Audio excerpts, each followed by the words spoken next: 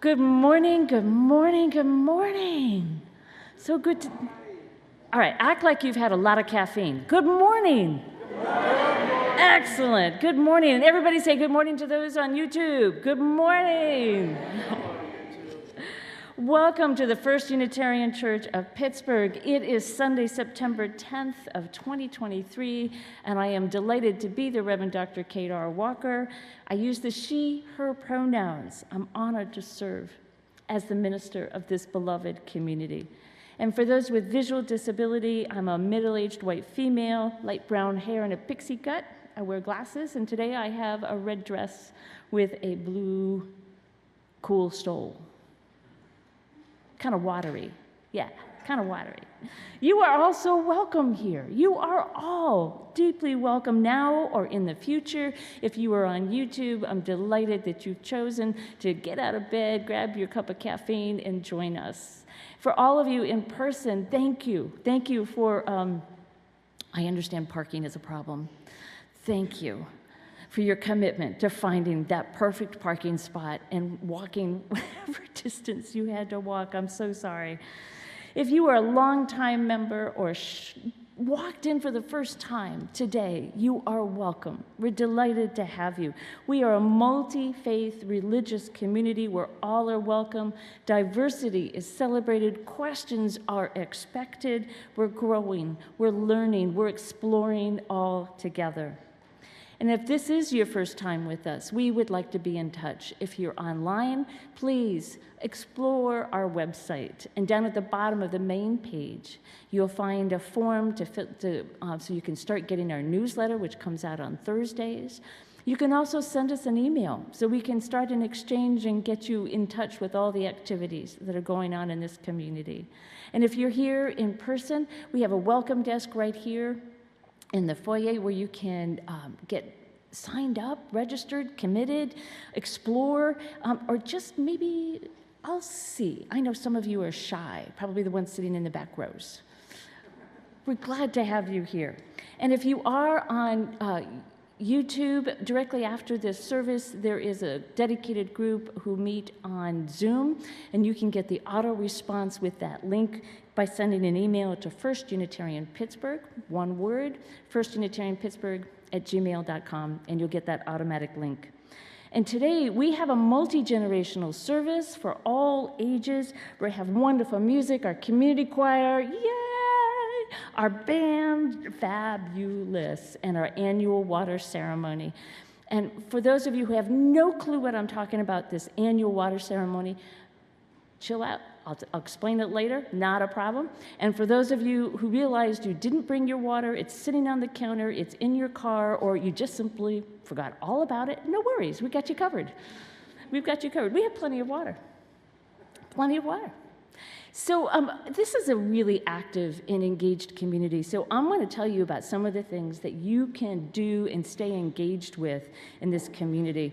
So one of the things that we have a congregational-wide commitment to working on environmental justice, right? We were just really concerned about environmental justice, not just here in the city of Pittsburgh, but of course throughout our country and on our planet. So in the next few weeks, you have some fabulous opportunities to learn more and find out ways that you can be engaged and take action. So Thursday, September 14th,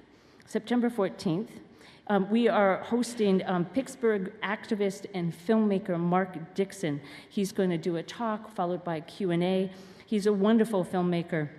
And he's doing a talk about air quality monitoring and mitigation, because when we did a survey, you all said you care about air quality.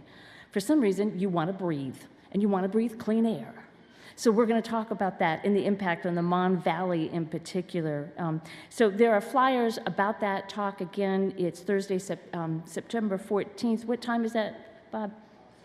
7 o'clock, but there are flyers out in the welcome desk if you want some more information. And then just 3 days later, on September 17th, after service, we're hosting an event that where you can find out what you can do right now that involves things like, I don't know, harassing the EPA, right? Yeah. Getting in touch with what we can do right now.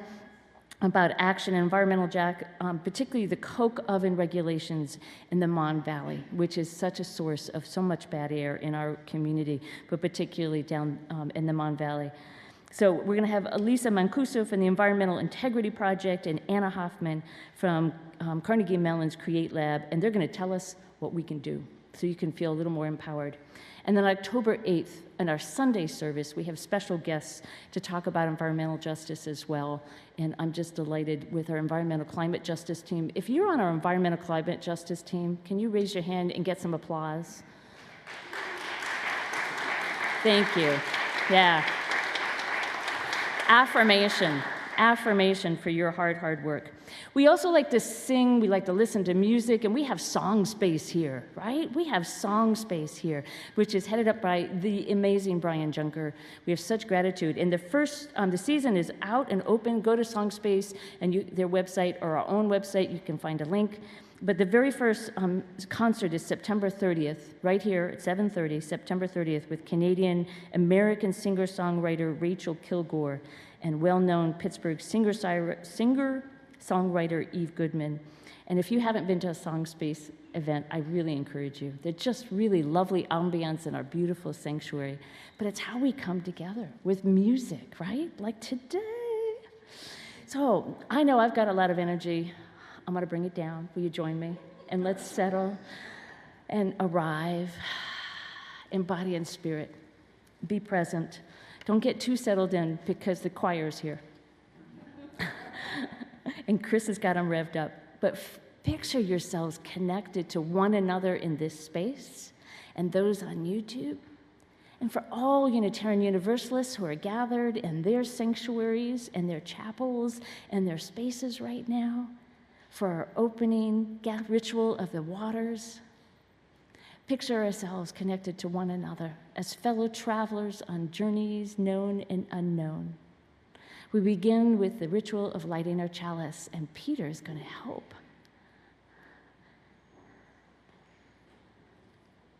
And with Jen as well. Yeah, that's good. This is the symbol of our faith.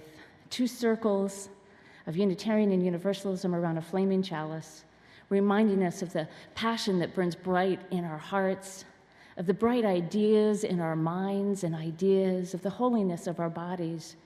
And in this day in particular, may the light of our chalice remind us that we are blessings to one another. We are gifts to ourselves and each other on this journey of life.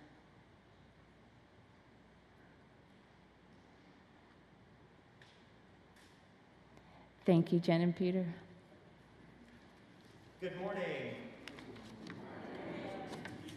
My name is Chris Rust. I'm Director of Vocal Music here at First Unitarian Church. It's wonderful to see this great crowd here today. We are gathered together. And in addition to the musicians listed in your order of service, we are happy to have today Oscar Atkinson playing oboe, and Mike Shanley on bass, and Corey Lehman on the percussion. And in a little while, we're going to have Zuli Iniero come and lead us in Wade in the Water. So now we all gather together and lift our voices. I invite you to rise in body and spirit. And we will gather by the river. We will gather by the river.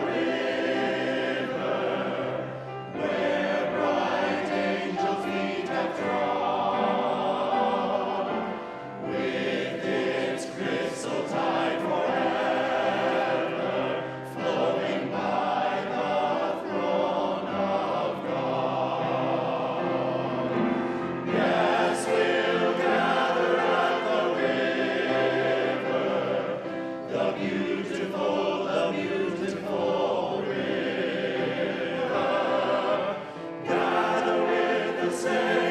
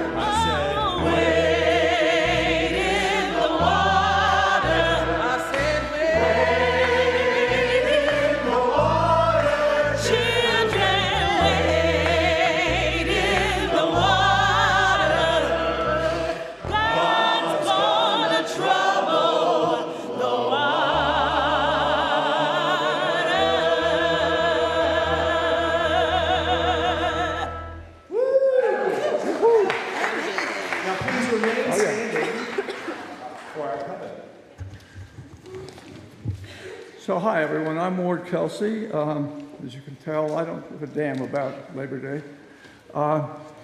And I just wanted to say, one of the great things about our way of religion is that we are not dogmatic, we're not creedal. We work with a system of covenants, agreements with each other as to how we're going to conduct our lives in accordance with certain principles. And it's a great pleasure to meet everybody and see all these faces, old and new, at our Ingathering service. And let's now repeat the principles which are printed in your order of service. We covenant to affirm and promote the inherent worth and dignity of every person, justice, equity, and compassion in human relations, acceptance of one another, and encouragement to spiritual growth in human conditions.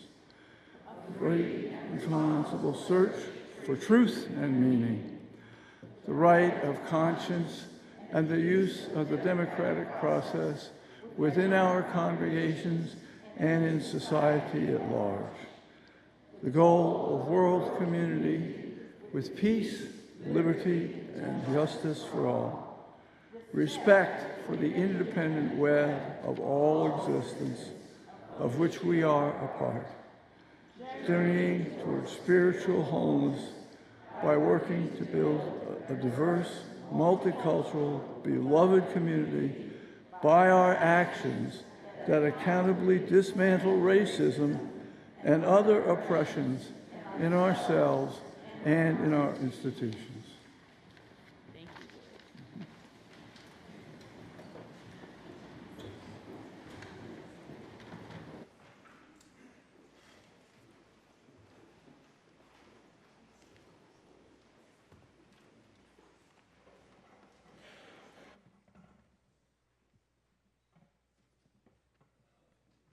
Oh, thank you. How about a story this morning? For those of you who don't know, I'm Erica Shattasong. I'm the Lifespan Religious Education Director. So if you have any questions about religious education here at the church in Richmond, let me know. That's good. That's good. Thanks. Okay. This story is called The Messiah is Among You. The Messiah. What does the word Messiah mean? Anyone? Like chosen, someone who delivers, someone who's going to deliver. A savior, somebody who everybody is looking to save. So the Messiah is among you. Mr. Cohen was a teacher of the most quarrelsome third grade class you could ever imagine. The kids in that class argued about everything. They argued about who should stand in front of the lunch line. They argued about what games to play during recess. They argued about who was the best reader in the class. And if Mr. Cohen asked them whether it was sunny or rainy outside, they even argued about that. Mr. Cohen was at his wit's end. There was so much arguing going on that no one was learning anything. When they tried to do multiplication tables, Janie and Stan argued about whether 2 times 2 was the same as 2 plus 2 or not. When it was time for spelling, Carmen and Ling began to quibble about who should get the first turn in the spelling bee. In music class, Carlos and Beth each tried to grab the tambourine, and Carlos ended up in the nurse's office when the tambourine hit him on the head. Mr. Cohen tried everything. He promised the class an ice cream party if they could just get through one day without an argument. No sooner had he made this offer than Charles and Bobby began to argue about whether they should get chocolate chip or cookie dough. Mr. Cohen threatened the kids. He told them he'd send anyone who was arguing to the principal's office, but that didn't work either.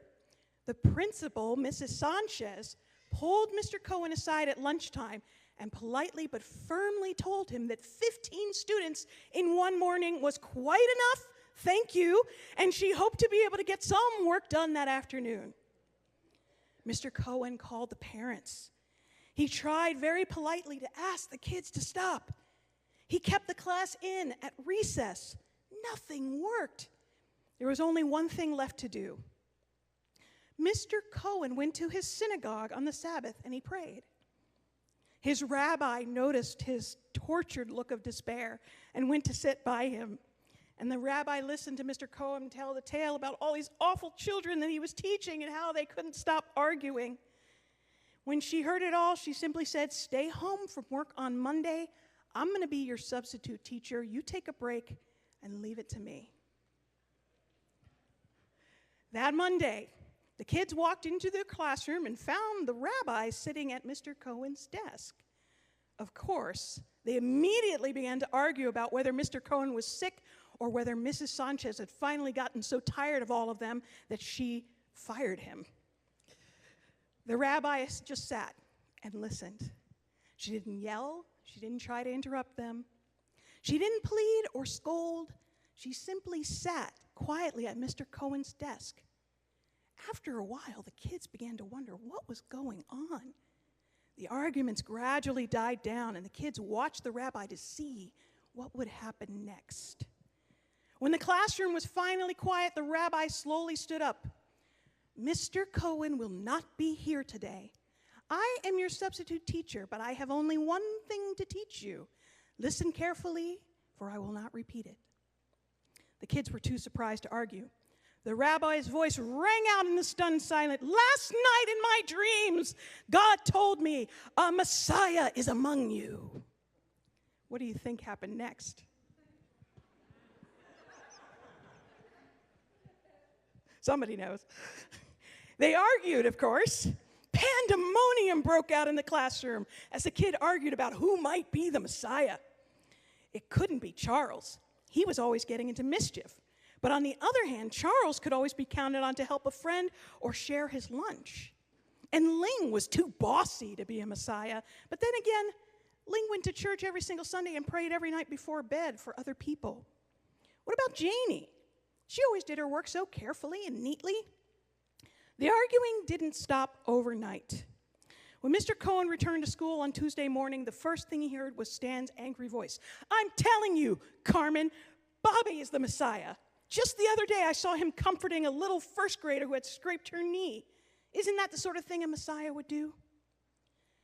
Soon, however, the arguments began to disappear. When Janie began to argue with Charles that she should be the line leader, she suddenly offered to stand behind him in line. After all, Charles might be the Messiah. And in music class, Carlos and Beth took turns using the tambourine. After all, one of them might be the Messiah.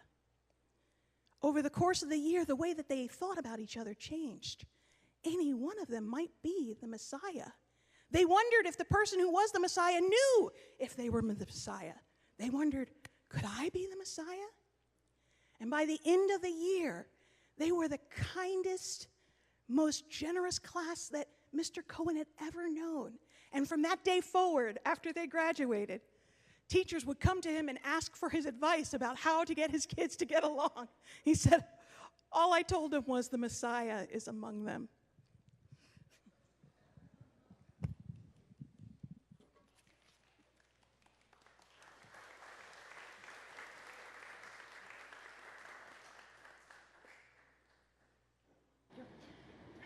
Your name's first.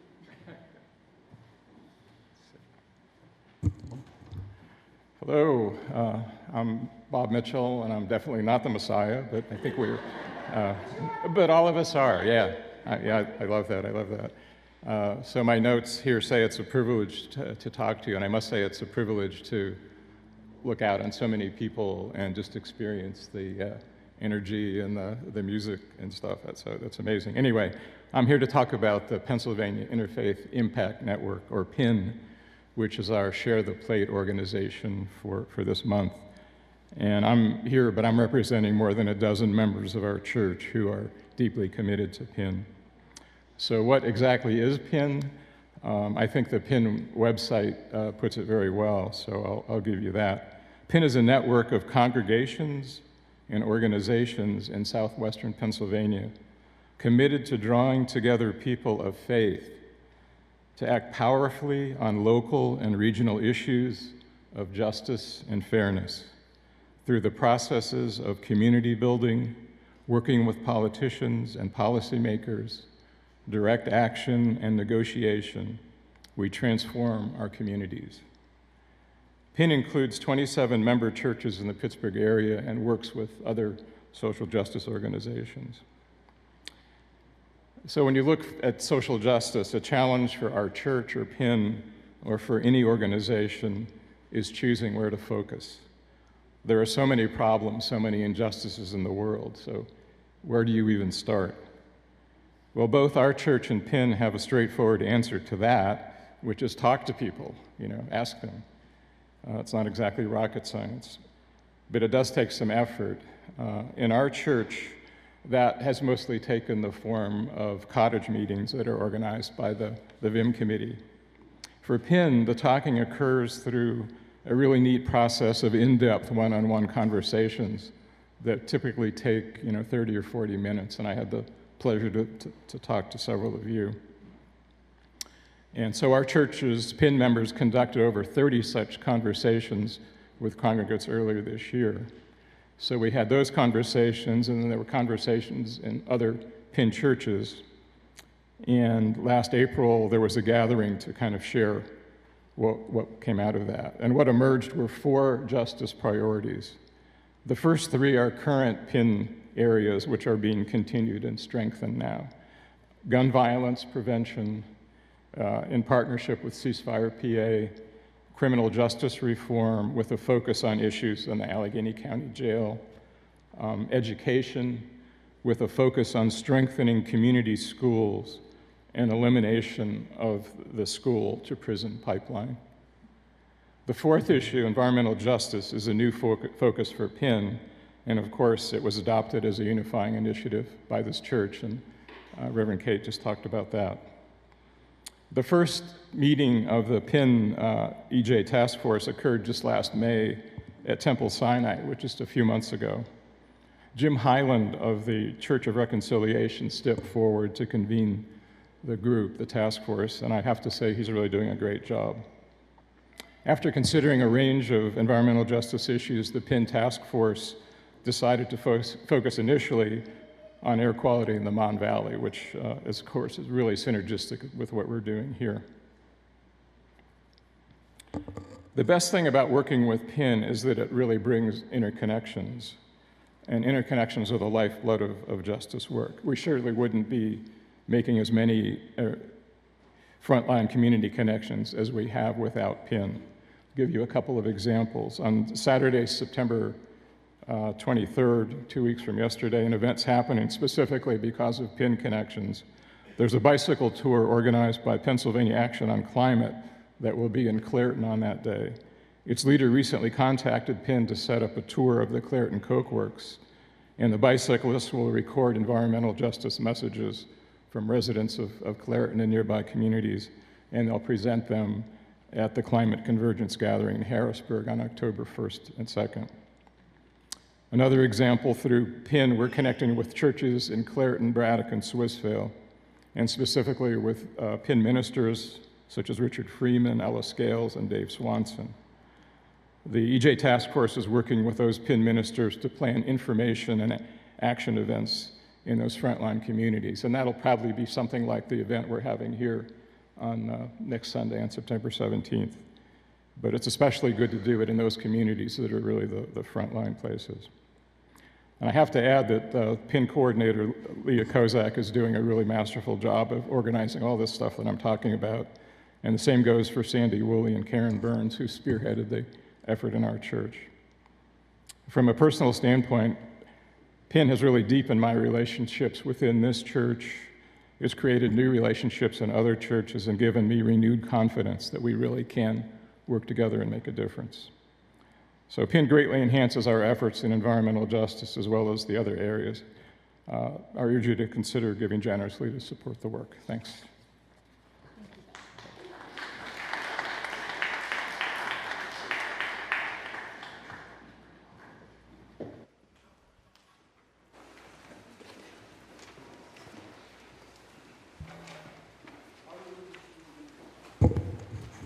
Our religious community is made up of volunteers and staff creating and hosting a variety of programming.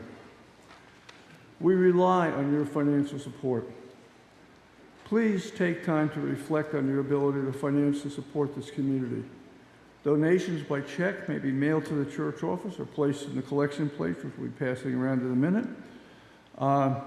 Electronic donations can be made online through the church website or by texting GIVE to 412-435-1050 and following the directions. And now we will take the morning collection.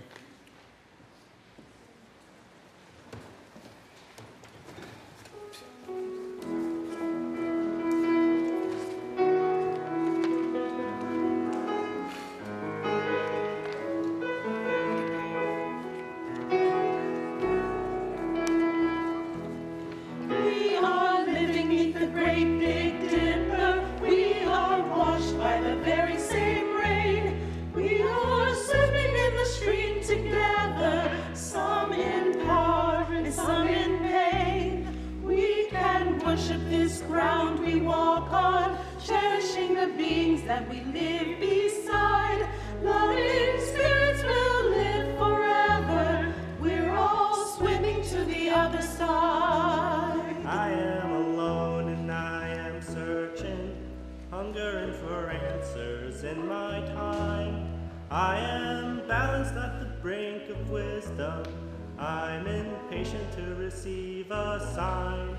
I move forward with my senses open. Imperfection will be my crime.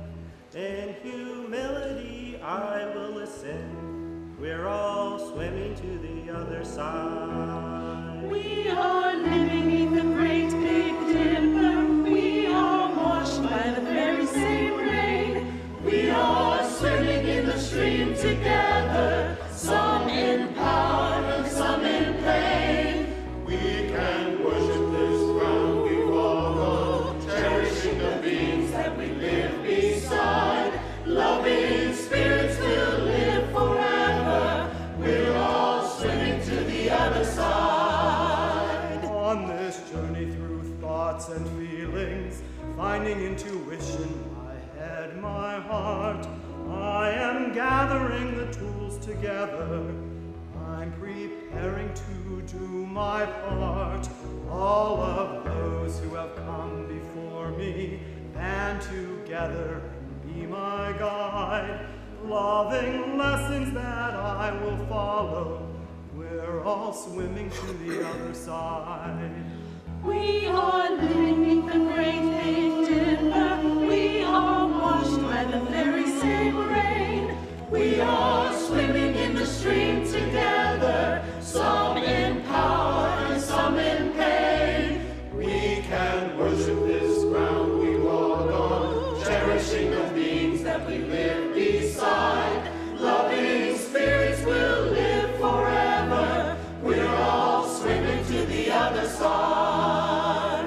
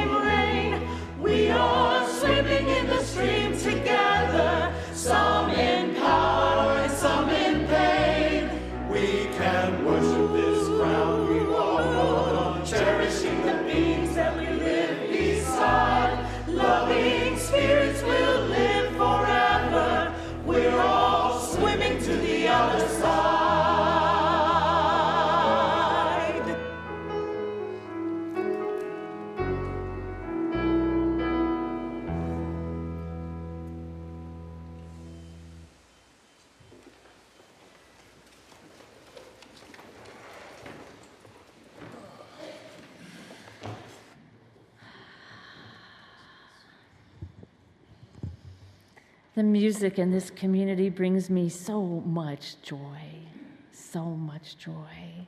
Last night's concert with Emma's Revolution, wow, absolutely wonderful, wonderful. My beloved, we have our hearts here with us in this space, and we come together with our joys and our sorrows, with our celebrations and our lamentations, with our healing and with the empty spaces where people used to be.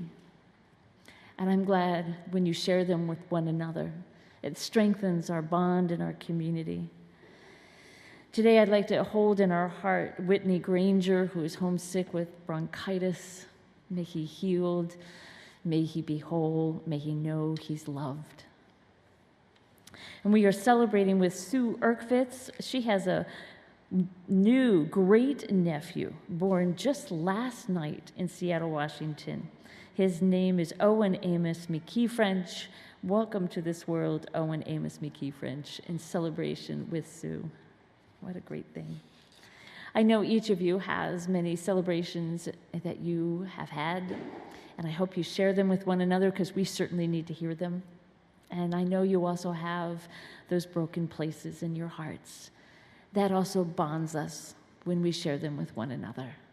But please know that none of us are on this journey alone. We are here with you in the holiness of the sanctity of this community.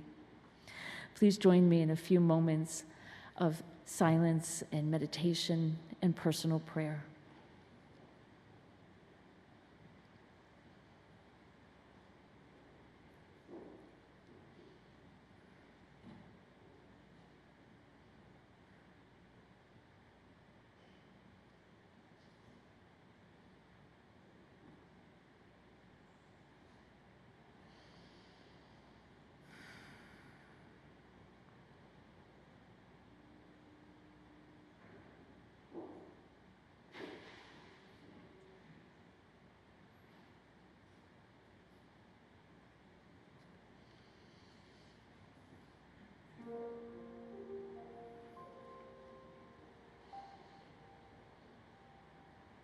Spirit of love, fill our hearts. Help us heal in the broken places. Give us light where we find ourselves are lost in the darkness. Help us heal the deep wounds from times long ago, our moments yesterday and today. Help us carry the burdens of life, those places where we're scared and frightened and anxious. Spirit of life, of the holy, of the God of many names, who has been with us throughout the ages, give us strength to carry on. We bring our hearts together today. For tomorrow is September 11th, a date that is in our hearts and bodies, a date where our country experienced a horrific attack, and we're still healing, still feeling the brokenness, the trauma of that moment in time when it felt like the universe split apart. May all the families of the victims who died know they are loved, know they are supported, and held in the arms of every person in this country and on this planet. And we hold in our hearts all the people of Morocco who've experienced a devastating earthquake. May they welcome help and support from the rest of the country, from the rest of the world. May they find their loved ones. May they be able to heal. For each of us, may we feel the connection of community and the holiness of life, the preciousness of our breath, and all that we hold in most value in our lives. Blessed be, and amen.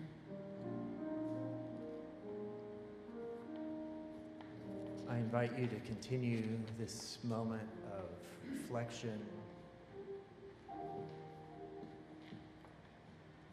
becoming aware of your own breath, coming and going.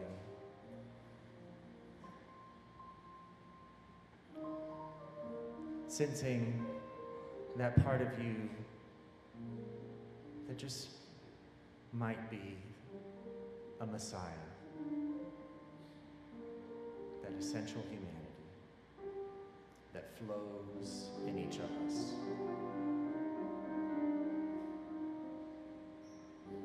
And I invite you to these words that are printed in your order of service. There's a river flowing in my soul,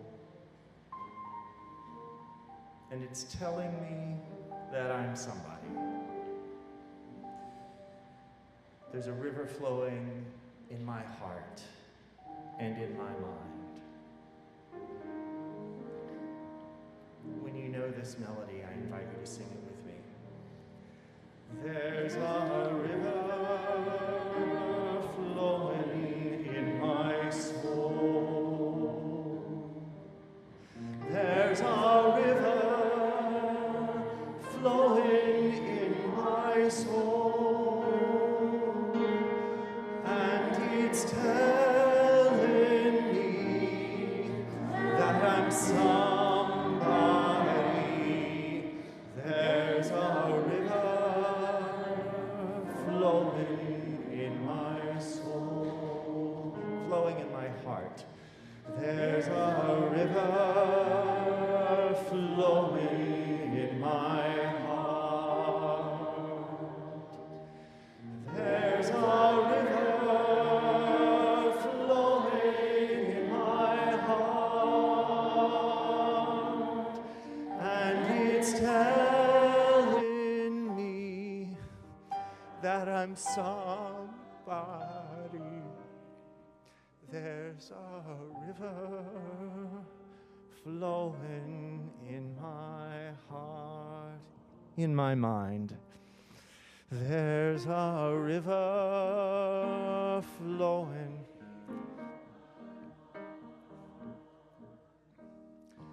There's a river flowing in my mind,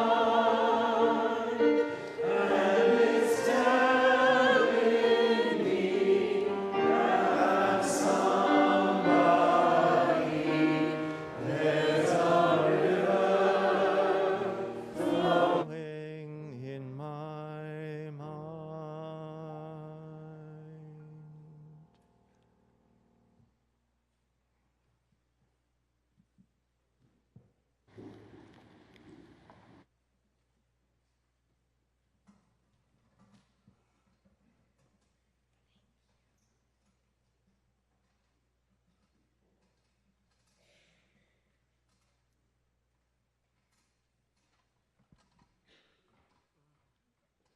There he goes.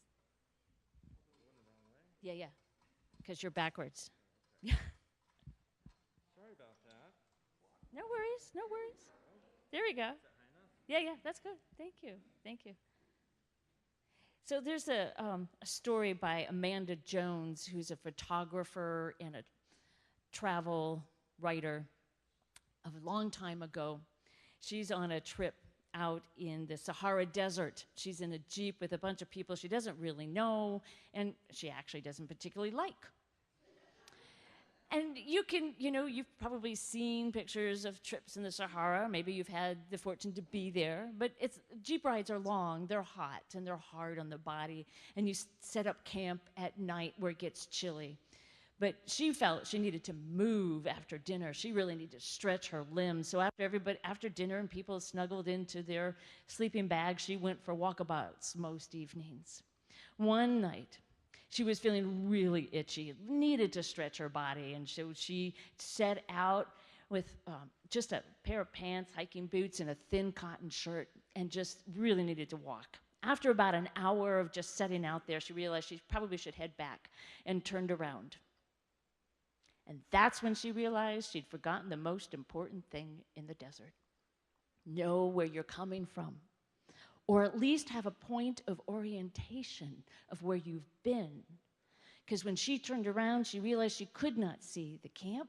There was nothing, and her footsteps were gone, and she hadn't been paying any attention. She realized she was totally clueless on how to get back to that precious, precious, safe place.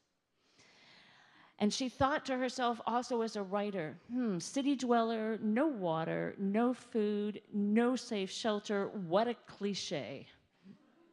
And here she was.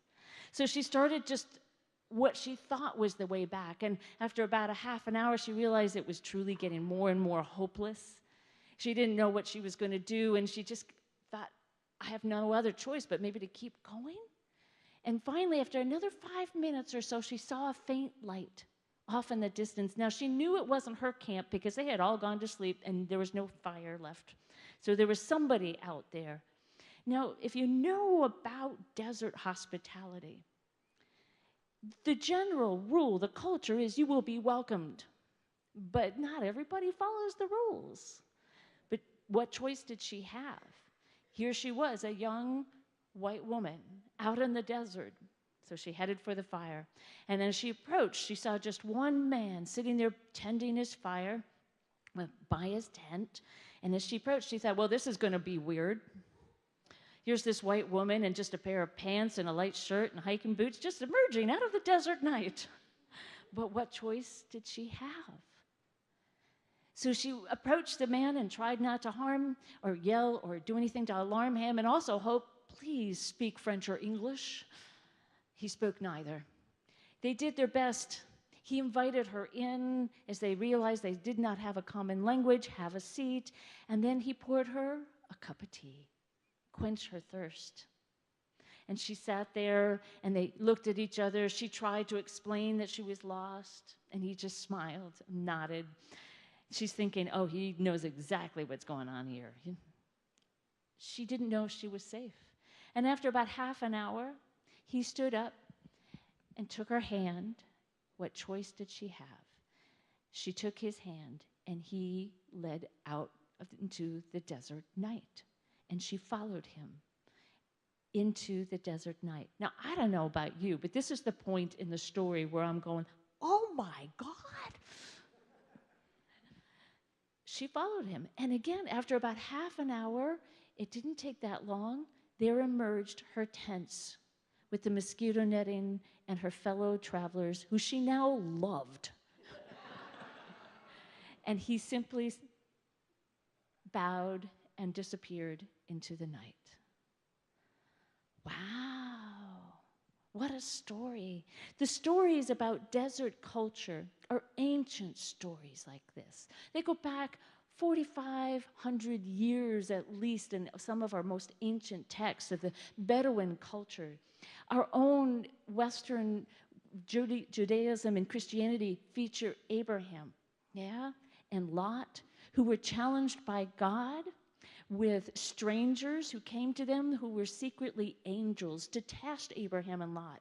Would they welcome the stranger as they were expected? And of course they did.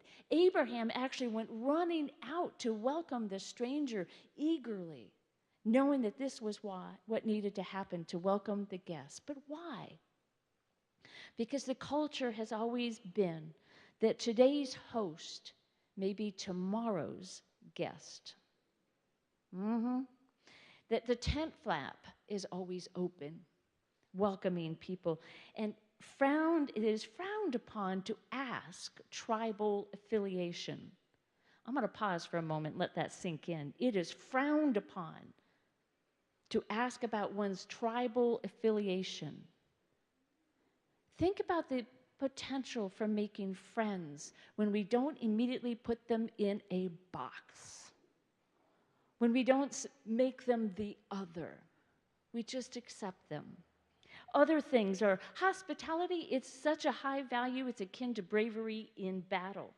It demonstrating welcomeness and being opening and generous is the highest value. You offer water to cool and wash the feet and to fill the belly. Or tea.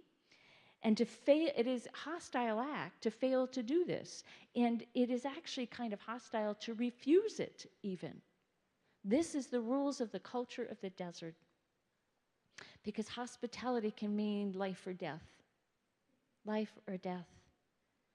We saw some of the importance of this in the last week of August, when 1 inch of water ruined one heck of a dance party for 70,000 people at Burning Man.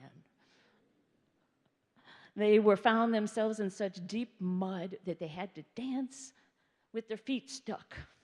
1 inch of water. What a difference. Today's world, we've heard again and again, and perhaps some of you are feeling like life is a desert, that you are feeling lost. You don't know quite where you've been. You've lost your point of orientation. Your heart and your soul may be needing water, replenishment, and nourishment. That sense of purpose in a hostile environment. We need places that are truly welcoming with a tent flap is always open. With a tent flap is always open, and where we can offer metaphorical and literal water to people to wash their feet, to cool the heart and fill our bodies. There are risks to being welcoming. I can hear that little brain in the back that says, fear, fear. That amygdala wants to say, fear. There are risks, which is why you have a strong community with expectations of how we treat one another, with respect, with kindness. That's how the Bedouin and desert culture is held, with expectations of how we treat one another. That strengthens the community and helps people understand you are welcome here, but we expect you to be kind and respectful in word and deed. And I want to say something here that occurred to me when I was preparing my message this morning, that in the Bible, in a lot of these stories, and I have said and used the word stranger, to welcome the stranger. It's used a lot in the text and the stories. We're welcoming the stranger. And then it hit me. That's the wrong word. It's the wrong word. The word I want to use is traveler. Traveler. Because it makes us more inviting to look at each other in our common humanity. We're all travelers with one another. It kind of strips away the I-other relationship that we're always trying to rise above. We're all travelers on this journey together. We've been on adventures, some of us this summer. We've been traveling, and we hopefully have brought a little bit of water with us from those adventures. And in as our travels, there's one thing I want to welcome you back with a message of. That you are a blessing. That you are a blessing. Maybe the Messiah, but you're definitely a blessing. Like a drop of water coming together in a great common molecular structure of strength in a time of adversity. Now, when I tell you you are a blessing, and a community needs, if you're going to bless the water here as a ritual, it's really, really important that you believe me. Do you believe me that you're a blessing? Yes, some of you are thinking about it. You have to believe that you're a blessing or it doesn't work. So you are a blessing to yourself and to one another. So I want to encourage you to say that. I am a blessing. Okay, that was just because I told you to do it. We're going to try it one more time and believe it. Say it like you mean it. I am a blessing. I am a blessing. Now I'm going to invite you to turn to one another and say, you are a blessing to me.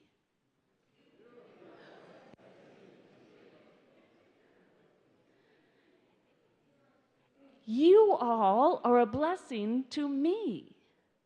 Each one of you are a blessing to yourself and to me. And we're molecules of water coming together, building a strong, powerful community of love and liberation for one another. And we're here to celebrate and be in a strong community, a foundation of fellow travelers. May we each bless this world with our presence, with our beauty, with our love and respect, strong, vibrant, singing out into the world. So what is this water ceremony? I want to make sure we know the story. So each and every year. So back in 1980, it was a convocation, the very first one of the Women in Religion Convocation on Feminist Theology. It was held in East Lansing, Michigan. Was anybody there by any chance? 1980? No. I heard it was one heck of an event. Over 350 women and a few really courageous men. And part of the event is they created this ritual by Lucille Longview and Carolyn McDade. And you may know the name Carolyn McDade because she wrote Spirit of Life, right? So they invited people to bring their water from where they were coming from Michigan, from Long Island, from California, from Illinois, from Pennsylvania, wherever they were coming from, bring a sample of water. And they gathered those waters and then they blessed them. And that simple act, that ritual of coming together in community, they loved it. And I understand, not a single committee was formed. Not a single vote was taken. This organic process of the home churches hearing about this, and the women went back and they shared this event, and they just adopted it. They just did it. In the beginning of each year in the fall, Unitarian Universalists, I know, it's extraordinary. Our very own ritual, unique to Unitarian Universalists. I think that's awesome. And it embodies who we are, to be a blessing to one another. So I'm going to invite first the choir, and then each of you, and we're going to do a little choreography here too, just to facilitate this. We have 2 places to receive your waters, and I invite you to please come down on the 2 side aisles and then exit down the middle. Does that make sense? So we flow like a river down this way, and we come up on either side, places to gather the water. And for those of you who have had no idea this was happening today, you don't have water for whatever reason, no problem. We have water here for you, as Chris is demonstrating. Thank you very much. And just pour a little bit and imagine where that water is from. Okay? Just imagine where that water is from. Maybe it's from your rain garden. Maybe it's, from Antarctica. I don't know where you went this summer, but bring your water. Just little bits of water. And then we will bless them collectively. And we use those waters in child dedications to bless our gardens, for internments. And we keep the water over there as well on our joys and sorrows table, where you can put stones in the water as you would like to receive those blessings. And I promise I do sterilize the water before we use it all, just to reassure you. I know bacteria is a thing. It's part of life. And we'd like to not have it in, okay, good to go. We're going to invite some music, and choir, you go right ahead, and the rest of you, if you could begin to line up on the side aisles. Thank you.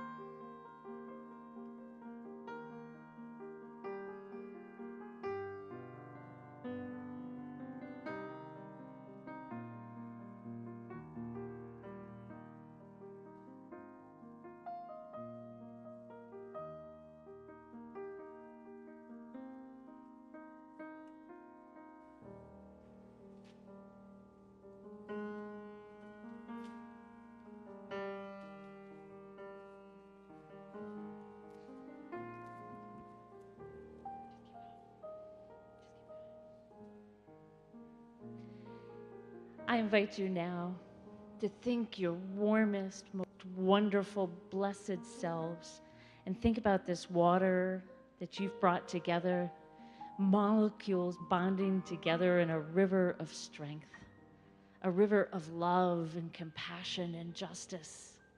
We are blessing this water together with our presence, with our witness, and our commitment to creating a better world, to creating a world where all know they are loved for who each of us are. What a glorious place we are created together. Let us bless this water together. I was going to put it all in one bowl, but you guys have been generous. This is a beautiful thing we've created together. Blessings on you, blessings on each other, blessings on this world and this water.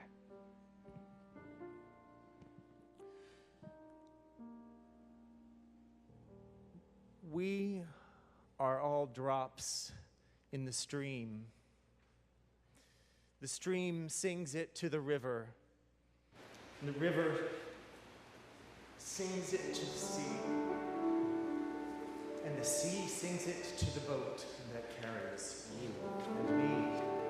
So I invite you to look at the words in your order of service for our next song, and put your mouth around these Spanish words. Say after me, somos el barco. Somos el barco. We are the boat. Somos el mar. Somos el mar. Yo navego en ti. Yo navego en ti. Yes. I sail in you, right? Tú navegas en mí. Tú navegas en mí. You sail in me. So, can you sing these words after me? Somos el barco. Somos el barco. Somos el mar. Somos el mar. Yo navego en ti. Yo navego en ti. Tú navegas en mí. Tú navegas en mí. We are the boat. We are the boat. We are the sea. We are the sea. I sail in you. I sail in you. You sail in me. You sail in me. Together. Somos el barco. Please stand. Somos el mar. Yo navego en ti. Tú navegas en ti. We are the boat.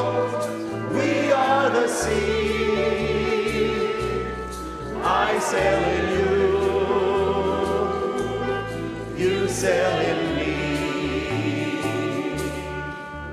El arroyo canta al río, el río le canta al mar, y el mar le canta al barco que lejos nos va a llevar. The stream sings it to the river sings it to the sea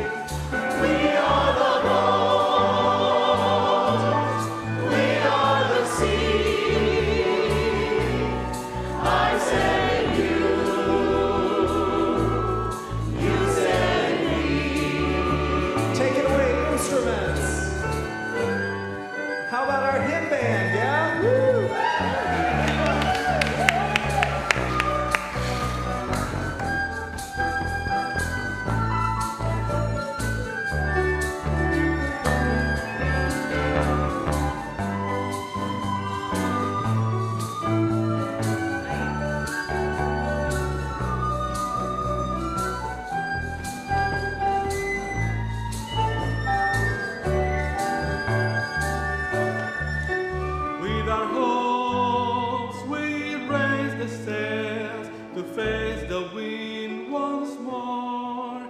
With our heart, we chart the waters, never sailed before. Somos el barco, somos el mar. Yo navego en ti,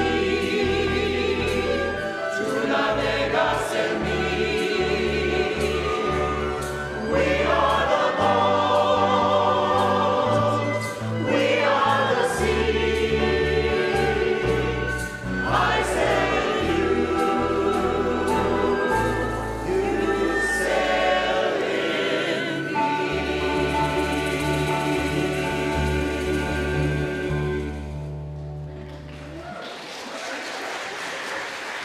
I invite you to remain standing as we extinguish our chalice. Is Peter willing to come and put the flame out? Ward, sorry, you've been usurped. Yeah, Peter's coming. There we go. The words, please join your voices together with the words found in our hearts as well as the order of service.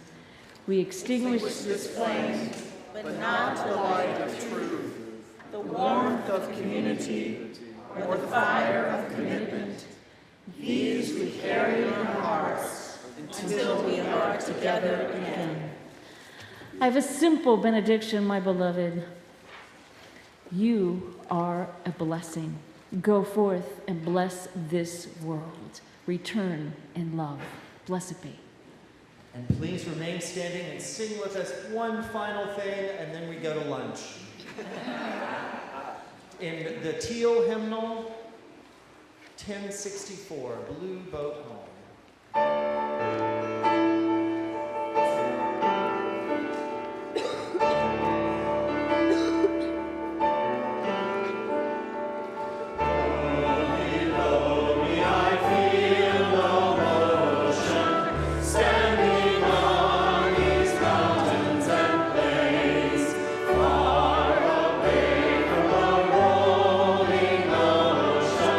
Still my dry land heart and